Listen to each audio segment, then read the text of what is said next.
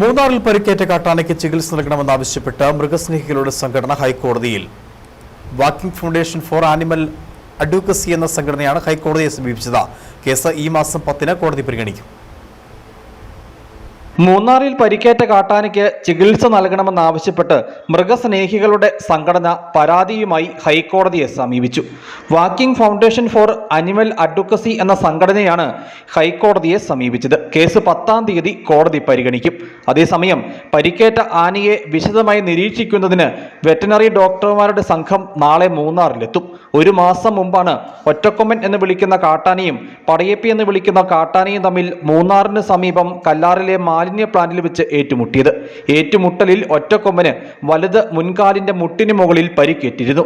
തുടർന്ന് വനംവകുപ്പ് ആനയെ നിരീക്ഷിക്കുകയും അസിസ്റ്റന്റ് വെറ്ററിനറി സർജൻ നേരിട്ടെത്തി ആനയെ കാണുകയും ചെയ്തിരുന്നു. പരിക്ക് ഗുരുതരമല്ലതും മുറിവ് കരിയുന്നുണ്ടെന്നുമായിരുന്നു അന്ന് കണ്ടെത്തിയത്.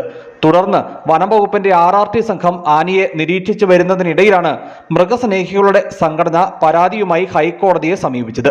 ഈ കേസ് കോടതി പരിഗണിക്കാൻ ഇരിക്കവെയാണ് ആനയെ നേരിട്ടെത്തി നിരീക്ഷിക്കുന്നതിനായി വെറ്ററിനറി സർജന്റെ നേതൃത്വത്തിലുള്ള സംഘം എത്തുന്നത്. News bureau, Adimali.